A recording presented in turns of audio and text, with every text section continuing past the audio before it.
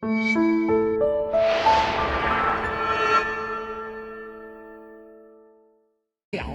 is wonderful, counting is marvelous, counting's terrific and how. Hello everyone, I'm Captain Logan, and it's time once again to count more Kryptofreaks. Today, we're going to tackle Phoenix, which actually has no Kryptofreaks, so yes, we're counting things, but no Kryptofreaks. Finally, the wrap-up of the season finale from last season, which goes between these three episodes. This is kind of a three-parter.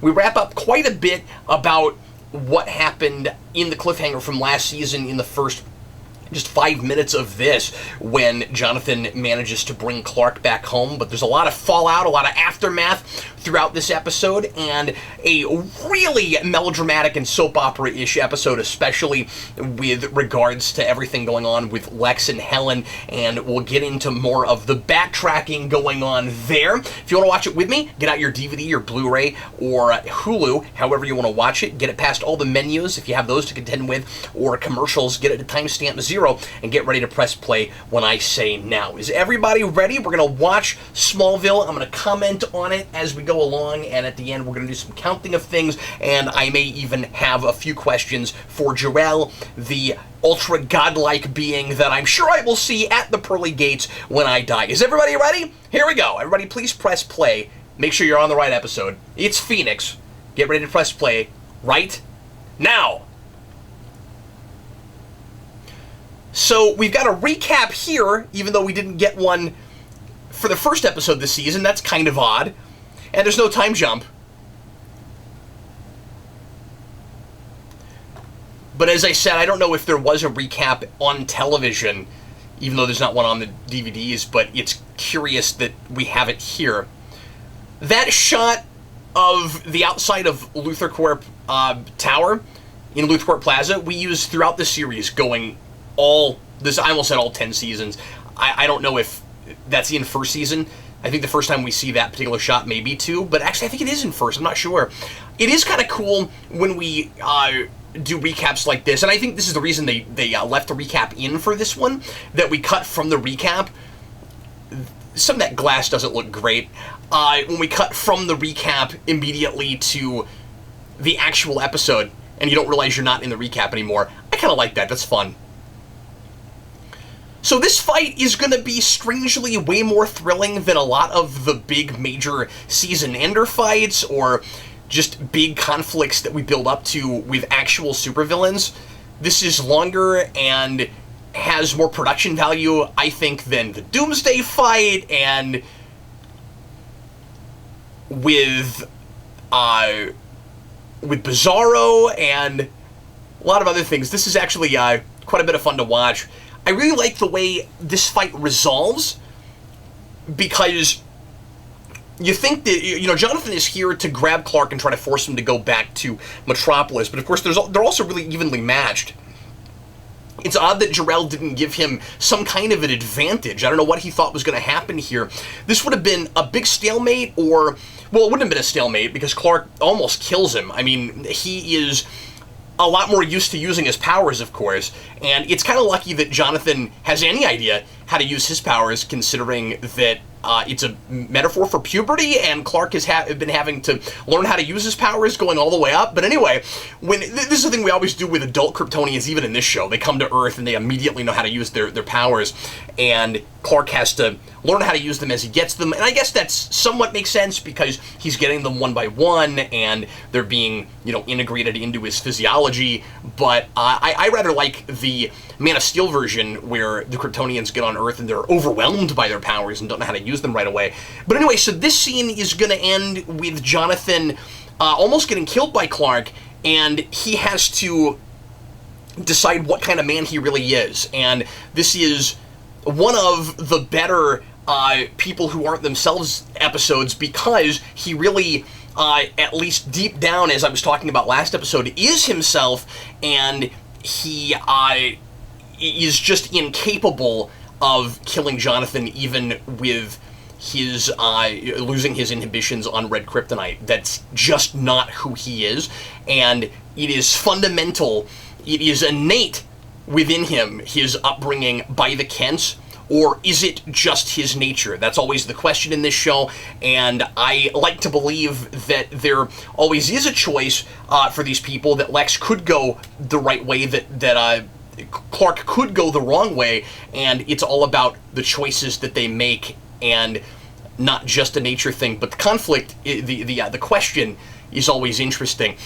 The brand disappearing is really bizarre, and it's completely nonsensical, and there, again, seem to be no rules whatsoever.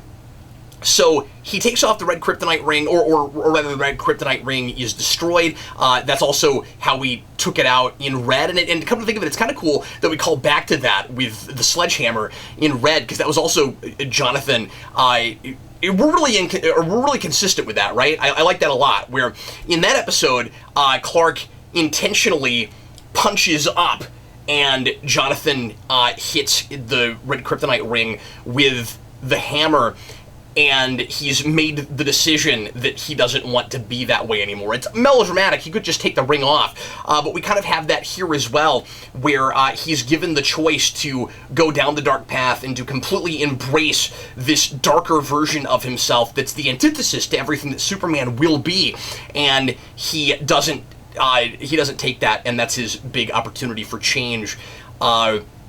Kind of the end of one big story, moving into the next. But anyway, now I'm getting behind here, trying, because there's so much in that scene.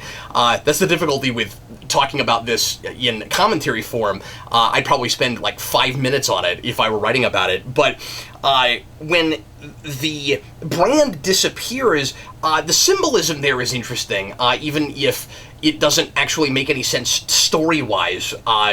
What's really happening in the episode. So it briefly turns into just the S before the full 8 disappears, before the whole brand disappears, and I want to read that as a representation of Clark getting one step closer to being Superman. And we'll find that at the same time, Lex seems to be taking one more step toward becoming comic book Lex. But I don't understand, again, as I said last episode, the correlation between the red kryptonite ring and the brand, and why when he takes that off, the brand ends up disappearing. I guess it's just because Jor-El's test is over and he failed, and Jor-El okay with us just wasting some time this season before he finally, tries again, because he told Jonathan that it is now of no consequence if he just goes back to his regular life, because it turns out he's not ready for whatever journey he was about to put him on. So maybe there's not a direct correlation with the red kryptonite ring, and it has more to do with the choice he's just made.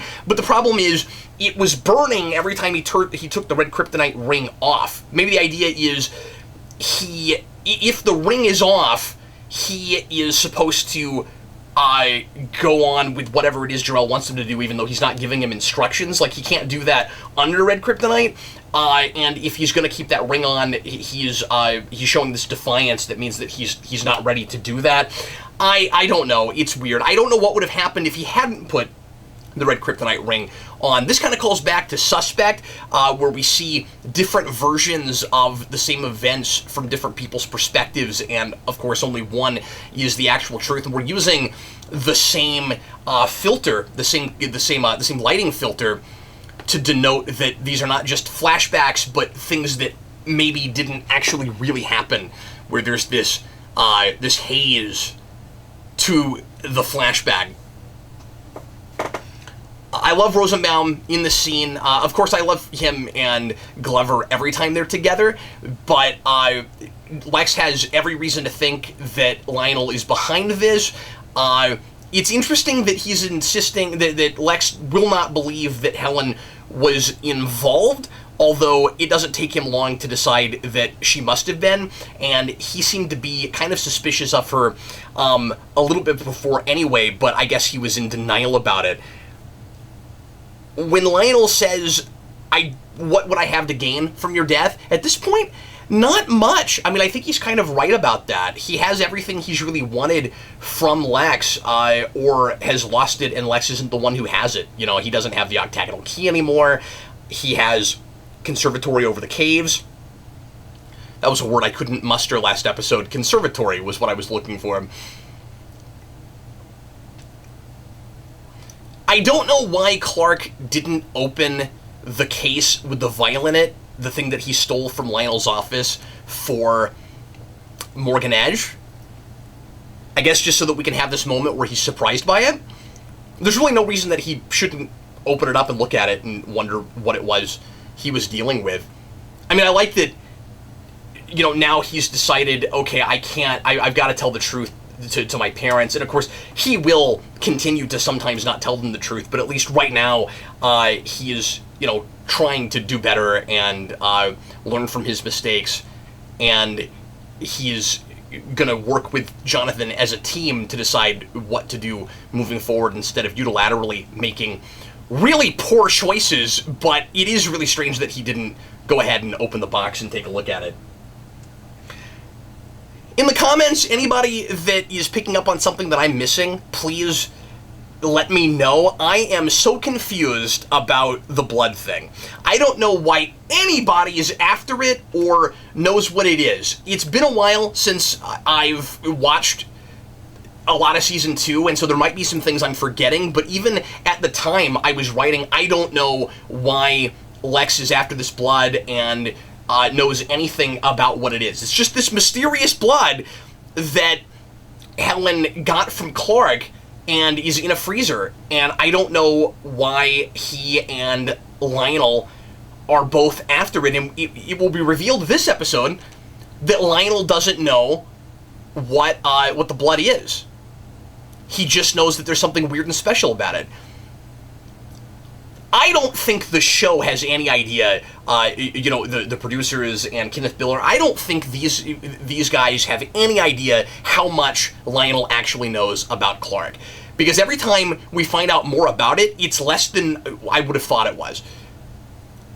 We find out that he really doesn't know anything except what Lex knows. That, and honestly, you know, Lex has pieced all that information together that he had in that investigation room. He probably knows more about Clark than Lionel does, but Lionel had that file on him, and that was in a safe with refined kryptonite, and he had the octagonal key, and he seemed to know that these things were all related. Does Lionel think that the blood is separate from all the Kryptonian stuff, or does he want it because it seems involved? And he doesn't seem to have any idea that it might be Clark Kent. And of course, he's not going to find that out in this episode either. It won't be until Season 4, I think, when he and Clark switch bodies and we find out that he doesn't know anything like as much as we might have thought. He seems even completely surprised by all the powers. And he should not be as surprised by that when he gets there. But I don't want to get too ahead of myself. Regarding the S branding thing, I meant to mention last episode that it's kind of interesting that the Superman symbol being one of the most recognizable symbols and brands in the world, that it ends up being branded on Clark, that Jor-El kind of labels him and brands him with that. And of course, that's just supposed to be really twisted and provocative, and it, you know, I don't want to overthink it because it has interesting connotations thematically, but it's not really in the story for any reason except for Jor-El to say, you know, you are mine and you're going to do what I tell you to, except this was all just a test. And once again, it doesn't seem like we take it to the natural conclusion of all of that with that, but it is, you know, I'm reminded of Shane, like, you know, it's a brand, and a brand sticks. So all of this Clark-Lana drama is going to be just to get us back to the original status quo, and by the time we get to the end of this episode, I want this to be the end of the yo-yoing around and the back-and-forth romance between them. I want it to finally stick when Lana, or when Clark says, I'm not the one for you, this is never going to work. And we're going to do this for another 3 years before Lana finally gives up on Clark altogether, marries Lex, and then eventually in Season 7 gets together with him and finally knows everything. We are just teasing the audience again, constantly, and it's obnoxious.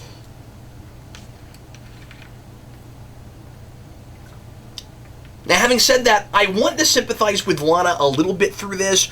There are places where I can't tell if she's just being calculating in what she's saying and trying to get Clark to tell her the secrets about him, or if she really is trying to be understanding and work with him on his terms. After all, it is Clark that breaks up with her at the end, and I don't know that that would have happened the other way around. If he had said, if he had just started making out with her at the end, I don't know that she would have pushed him off of her and said, no, this can't work, even if he was refusing to tell her secrets about him, because after all, she has warmed up now to, for whatever reason, you were not yourself, and we can put all this behind us. And when she says we need to put a lot of things behind us at the end of the episode, I don't think she means their relationship. I think she means what happened at the end of, or what happened in Metropolis.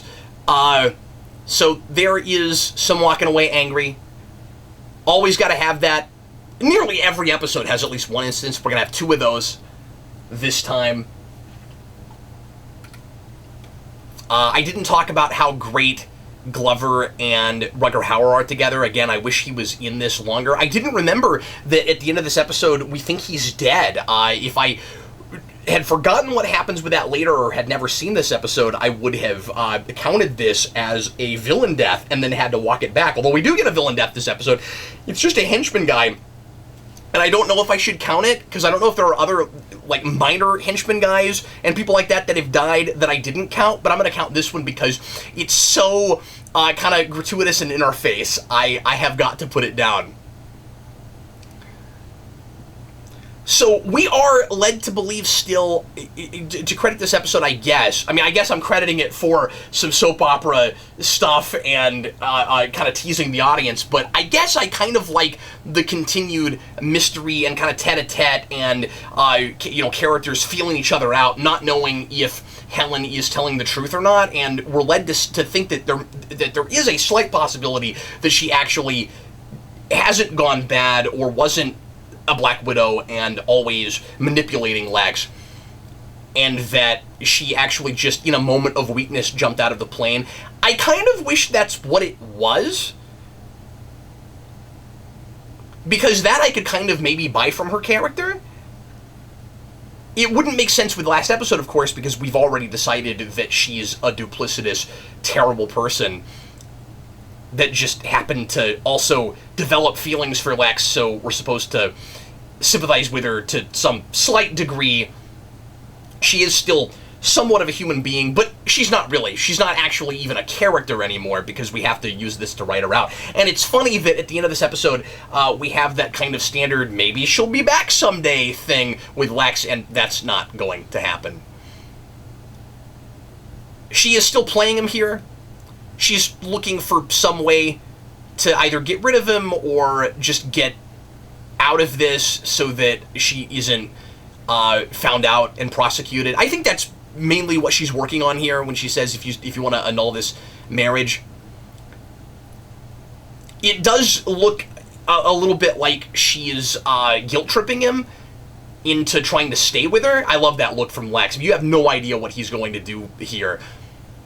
Smallville movers. Big jobs for a small-ish town.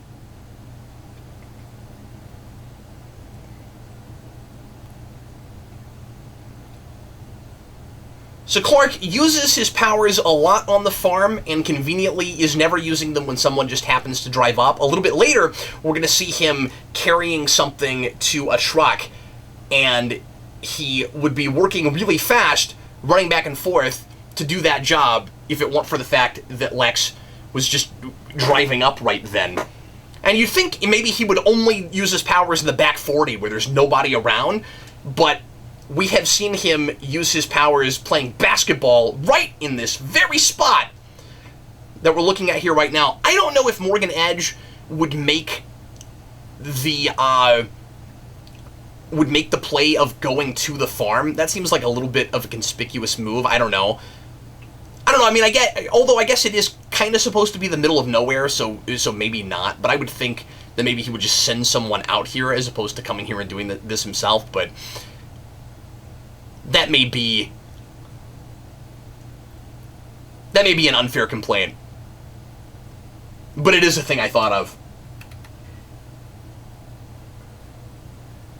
But I guess he's dealing with something pretty major here.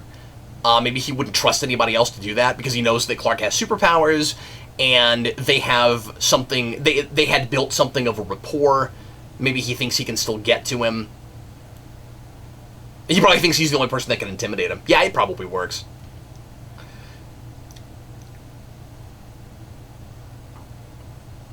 So Chloe is, in this episode, I think, so, I mean, the theme right now is just kind of inconsistent characterization. I'm kind of frustrated in trying to talk about a lot of these people as consistent human beings, because I feel like episode to episode, they're often really not, and we kind of write them for whatever kind of drama we want to do, or wherever we want to move the story forward. And so I've always had this issue with Smallville where I'm trying to talk about these people as real human beings, kind of the same issue I had when reviewing Todd McFarlane's Spawn, where I know they really aren't, but sometimes they get so close, and I'll like them for a certain amount of time, and then they'll be out of character again. But then I think about things they've done before, and I don't know if they were out of character when I thought they were in character. In character doesn't mean the way I want them to act, it means the consistent human being that they are. But people also can be contradictory, and they're not always going to be consistent, but you have to believe the inconsistencies in their behavior. Is everybody with me? So Chloe is somewhere in between where she was. This is that scene where he's just bringing this wicker chair into this truck, and I don't think he would be doing that if Lex wasn't just walking up right now. I love Lex's entrance here. I was talking about Lex's entrances last episode. It's almost worth it to see the look on your face right now. That's great. God, I love Rosenbaum so much. And there are moments like this where I just really love these guys as best friends, and that turns the knife really hard later on when they're gonna, of course, be enemies. And I don't know. It's gonna be interesting this watch through, because I felt like Lex finally going dark was done a little bit light switchy, even though there is certainly some building to it, but it seemed like we kind of careened down that mountain a little bit too fast when it finally happens. I don't know if I'm going to feel that way this time, and I'm excited to see. So Lex is talking about the enemy he found on the island, who was himself. And I really love that he learned a valuable lesson for him on that island that is not the lesson that would have helped him turn a corner and start going in more of the altruistic, heroic direction. But he's also understanding that to some degree all at the same time, because he's so introspective. Sonnet Saturdays, free pickup line with purchase. Lana does not seem like she's in the mood to do pickup lines. Somebody's going to buy a latte, and she's going to be like, no, we're not doing that. And then they're going to be like, that is the worst pickup line I've ever heard. She's going to be like, deal with it.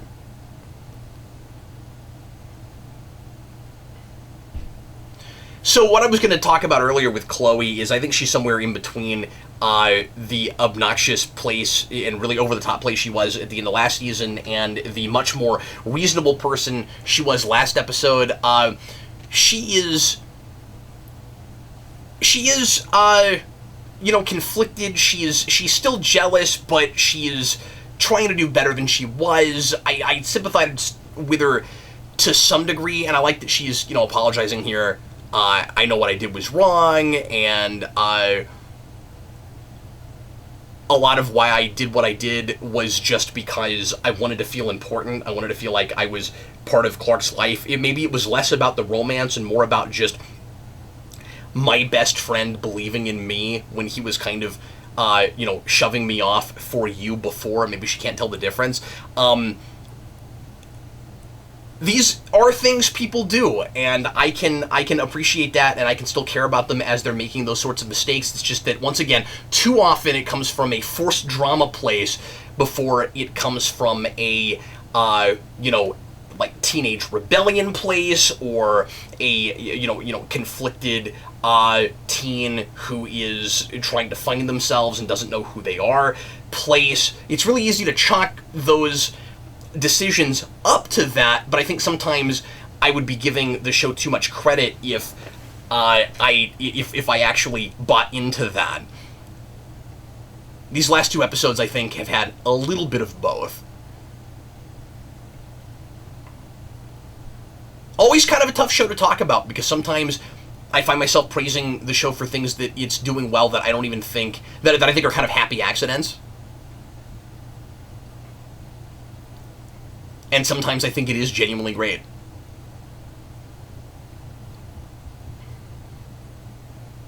So, of course, this is what Morgan Edge would do. He's going to use Clark's parents for leverage against him.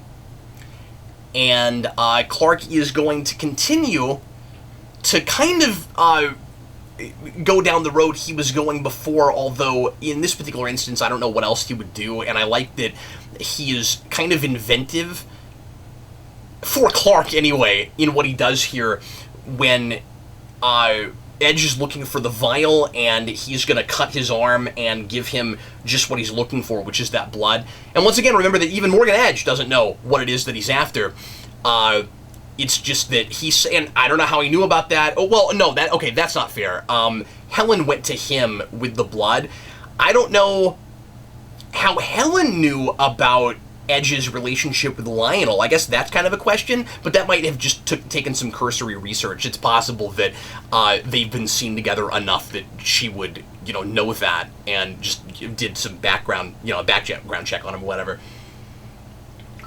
It's weird in the scene before that a few scenes back, that Helen doesn't argue with Lex when he says that she sold the blood to Lionel, because she actually sold it to Morgan Edge, but then I guess that's a calculated choice, because, she's not gonna... I'm not saying that she would argue, oh no, I didn't sell it to Lionel, I sold it to Edge. I would think that she would deny it entirely, but that's maybe her easiest out at that point, when she thinks that he's just going to annul the marriage and she can cut her losses. I think that's what's supposed to be happening there. So that all works okay. The Helen turning the way she does on a dime, or having been that way all along thing, I don't think works at all, as I've said, and I wish we would talk about how much she's like her crazy ex-boyfriend. Because when you go back to that episode, and I said this when I reviewed that, that guy, that whole thing seems completely pointless now. And it would be nice if we had a sense of how she got that way, just being a doctor in Smallville. I'm not saying I need everything spelled out all the time. You can piece all that together, but to some degree, but I don't know how much of it was actually intentional and how much of it was just, well, we need to write her out somehow and we need it to be tragic, so we're going to retroactively say it was this big plan she had all along. I don't know why, but intriguing presentation has always stuck with me. The way he delivers that line. I love that. This relationship is fascinating to me. These two guys that have been friends forever, but trust, as he says, has nothing to do with their friendship, and so it's not actually really a friendship from the at least traditional definition.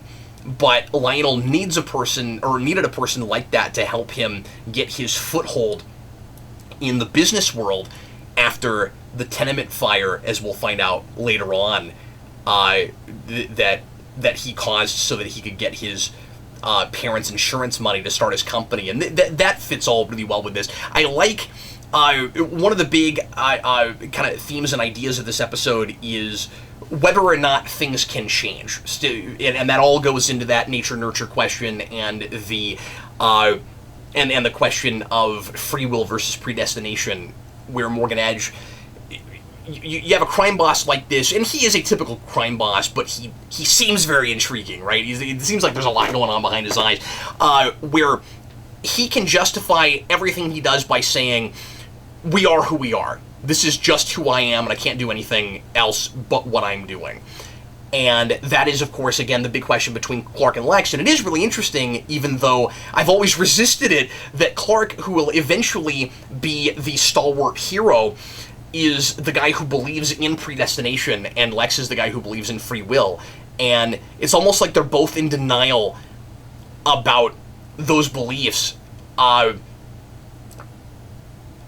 at the end of the day, it seems like the answer is supposed to maybe be somewhere in the middle, in that, you know, with this kind of mysticism that we have with Jor-El, which again makes no sense, we kind of have this sense that someone on high knows the future. When we get to season 5, Jor-El is gonna know that someone dies, like someone is going to die in a particular situation, and if you change time, someone else will die. And it's ridiculous, it's preposterous, it doesn't work.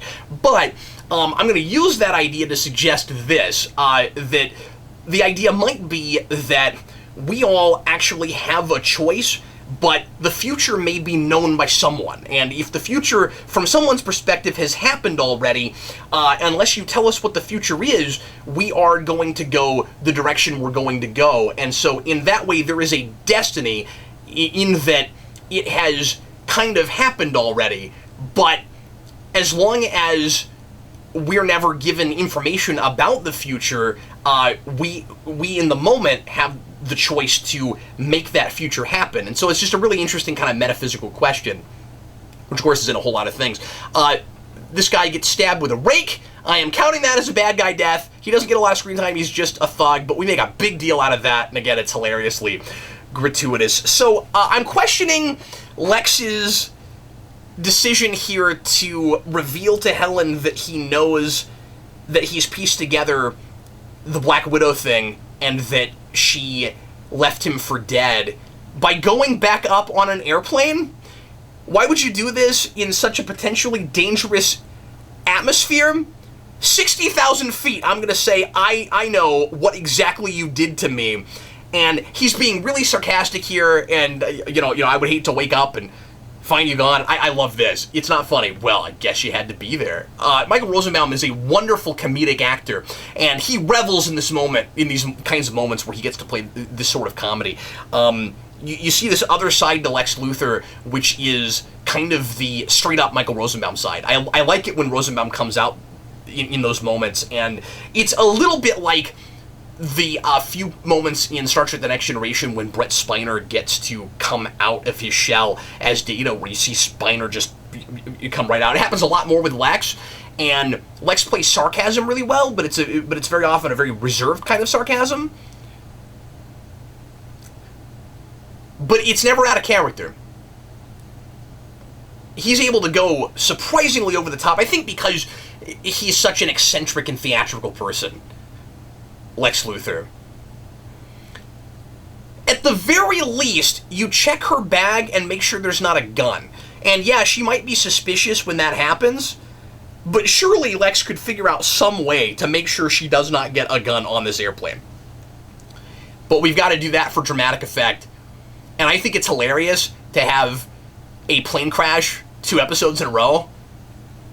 That really cracks me up.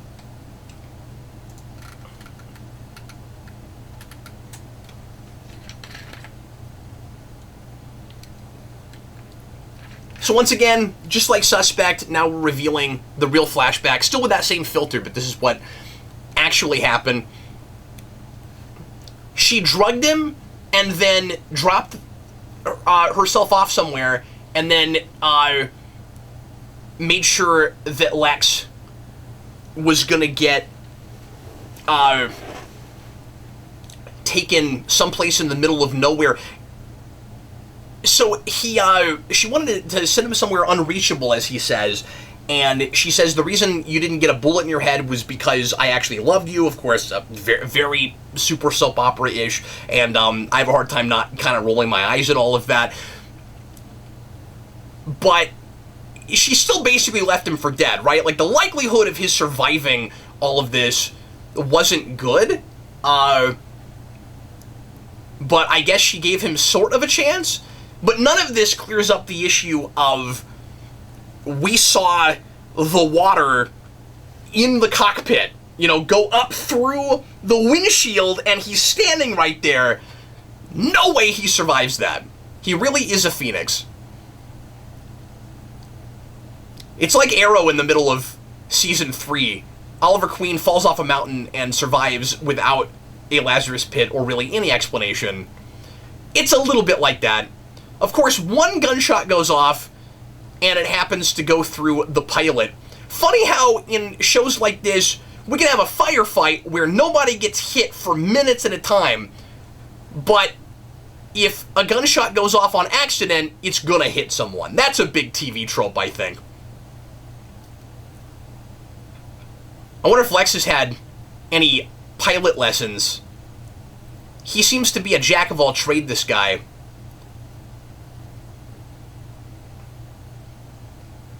And then sometimes, like the piano, Lex will have skills that we're told he doesn't have and then later suddenly has. And not like he's learned them, just we retcon it like he always had that. And speaking of firefights, we're going to get one of those right here in a minute, and no one's going to take a bullet until Morgan Edge does. Actually, I don't know if that's true. Maybe a couple people die in this scene. I forget. Again, I like some of this aftermath stuff. I like that we've got consequences for all of the mistakes that Clark has made, and I like that even though I still don't get some of the blood thing. You know, we've now just turned that into a MacGuffin that everybody's after. I do like that it's all intertwined in the story, that's not just some random unrelated thing. I like that it's still consequences. We have consequences for Clark's actions directly, and we have consequences for Clark's existence. And that's kind of the big thing that he's got to learn here, which I don't think he really does completely get by the end of this story. But Clark needs to figure out that he can't do anything about the fact that he exists, and he can't blame himself for things that happen just because he's around, which is a thing he's been doing since the very beginning of the series, and continues to do through this, and that's kind of what gets him into trouble. Anything Jor-El does, because Clark insists on living his life and not just being what his father wants him to be, if that means you know, trying to take over the world, or whatever exactly it was Jor-El was going to put him on the path of, is not his fault. You know, anything Jor-El does because of that. And again, giving Lionel Luthor the blood was a really bad move, or like just, I don't know that he shouldn't have done it, because I don't know what else you do in that moment. But, you know, his parents kind of wanted him to just let be whatever would be. And I guess that's a pretty good moral conundrum. Everything kind of works out by the end. But I kind of wish Clark had, you know, as he did with getting his blood back last season. You know, there's the episode where he and Pete go to try to retrieve it. I wish he had gone on some kind of a mission, you know, to get it back rather than just get kidnapped the way he does.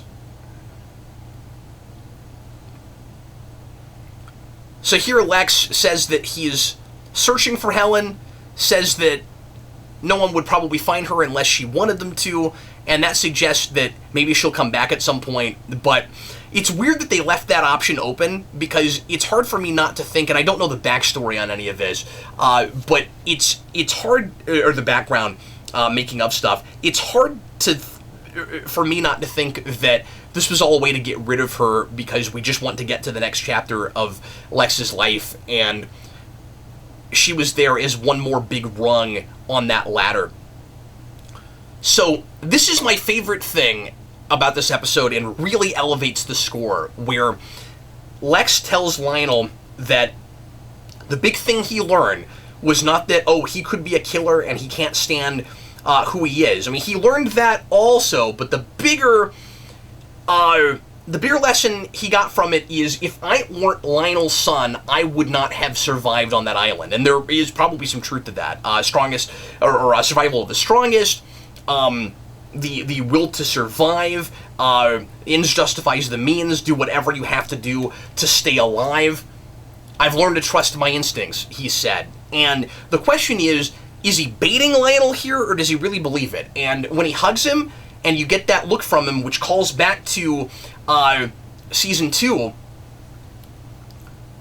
when you get that, or I'm sorry, I really all the way back to Jitters in season 1 when Lex is hugging Lionel and it doesn't actually really mean anything, and he's looking at Clark and his parents and how much it means when they're giving each other that kind of affection.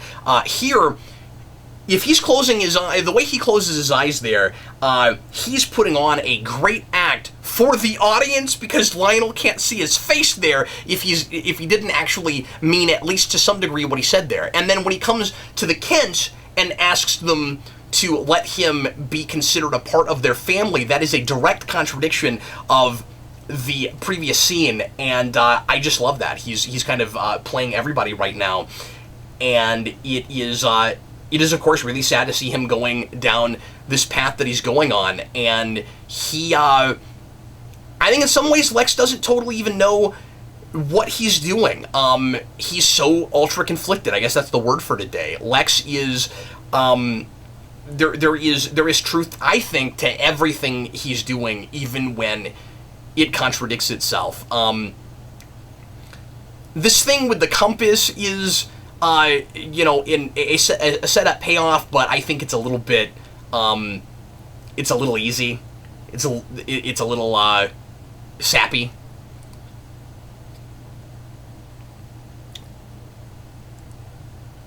But I also think Lex might be making that up, and just using it as a way to get Jonathan to let him buy the farm and give him the deed so that he can keep the farm. And of course, Lex has ulterior motives for everything he does. He still is trying to figure out this mystery with Clark, and so at the same time, and this is all stuff that we've been doing for a long time, but it doesn't feel dragged out to me the way the Clark and Lana stuff does, or the way the love triangle with Chloe and Lana and Clark did last season. It feels like a natural progression to me, and maybe it kind of stands still for a little while, but we just get all these really kind of interesting examples of it, where Lex is trying not to be his father, but in so doing, he is making all the choices that he learned to make from his father. What does he want right now? You know, I guess stories are all about what characters want. Lex wants to get out from under his father's thumb, and he wants to, and he wants what Clark has, and he wants to know everything about Clark. These things are in conflict, and he can't have all those things at the same time. And he's making moves to do all of those things, and they all contradict his altruistic tendencies, or at least you know some of them do.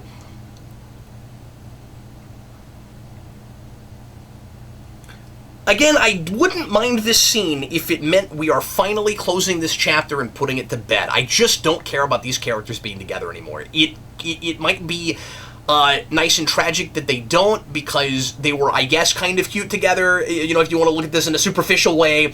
And Lana, after she stopped, you know, like constantly, like nagging him and guilt tripping him about giving up his secrets, started to kind of just accept that he has secrets, going back to that moment in the cave from last season when she says, I don't care if you have secrets, I just don't want everyone I care about to leave like they have been.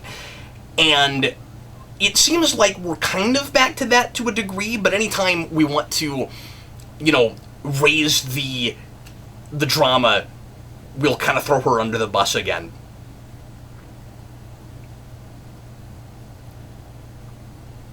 So Clark is kind of trying to stick around now, and he says that he's not sure if he's going to stay or leave, which is the name of a Dave Matthews Band song, or a Dave Matthews song without the Dave Matthews Band. Anyway, and he, I think at this point, still hasn't really quite decided. Or has he? I forget. Maybe there is a moment where he says definitively, "I'm going to stick around." But anyway, he's kind of trying to face his problems head on now, but he's once again between a rock and a hard place, because what he wants to do is just come out and tell Lana his secret, and he can't, of course, do that for obvious reasons, and he doesn't want to keep putting people that he cares about in danger, but he can't continue to be with her either, so I guess I sympathize with the notion that he wouldn't just stick with her, or that he wouldn't, just because he wants to be with her, try to keep dating her when he just doesn't trust himself right now. And at the same time, I don't completely know exactly what he's learned from all of this. So we'll see moving along if he seems to what exactly he seems to have gotten from all this. But I'll tell you right now, I don't think it's a lot. I don't think he's going to be a whole lot different from this point moving forward. But it has been a while since I've looked at this stuff, so we'll see what it looks like. And of course, I'm looking at this from a new set of lenses, considering it's been probably a decade since I've watched a lot of this stuff. And I am, of course, looking at each episode before we talk about it, but I'm not looking at an entire season, so I am kind of doing this one episode at a time, even though I am familiar with the series. Let's go ahead and go to the count now. We've got one instance of Clark on Red Kryptonite, which again continues the instance of his being on Red Kryptonite from last episode, but I'm counting those by episode, so that's 5 of those so far. We have 2 instances this episode that I counted of Clark on green kryptonite, and that brings us up to 35. Once again, a character who is not themselves. I'm counting those by episodes, so that brings us to 14. We have 2 instances this time of characters walking away from each other angry. I think I pointed both of those out. We have 1 instance, I haven't had this in a while, of kidnapped or hurt parents, so 7 of those. And we have 1 bad guy who dies, but it's not Morgan Edge, because he's going to come back later. And I went ahead and counted that henchman because I think it's hilarious. And that brings us to 16. I think this episode is deserving of the same score from last episode. I think it is of the same quality, so I'm going to give this one a 3 out of 4. Leave your comments. Let me know what you thought of this episode and of my discussion and analysis. And also, if there's anything I left out of the count that you noticed, leave that as well. If you want to support Geekvolution and support Count and Kryptofreaks, you can go to patreon.com/Geekvolution, and for just $2 a month, you can get early episodes of this show, putting those out on Patreon 24 hours early, and you can also get early episodes of Superhero Rewind, and lots of other cool things, including access to Geekvolution After Dark, which is Eric and my uncensored talk show we do twice a month on all kinds of topics, many of which we wouldn't usually cover on the channel. All that and more, go check it out, patreon.com/Geekvolution. And thanks again, everybody, for listening. I am Captain Logan, and consider this episode counted. Counting is wonderful, counting is marvelous, counting's terrific and hard.